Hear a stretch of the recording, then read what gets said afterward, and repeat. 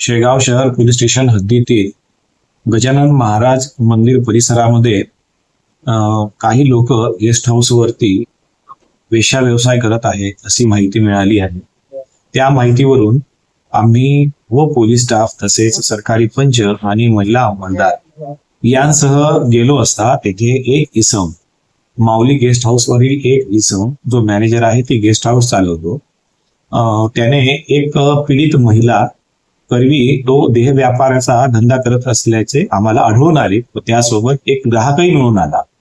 त्यांच्यावरती आम्ही संबंधित गुन्हे दाखल केले असून पुढील तपास सुरू आहे. सदरची कारवाई आम्ही माननीय पोलीस अधीक्षक श्री विश्व पानसरे सर, माननीय अप्पर पोलीस अधीक्षक खामगाव श्री लोढा सर तसेच SDPO श्री पाटील सर यांच्या मार्गदर्शनाखाली आणि सूचनेनुसार करत आहे.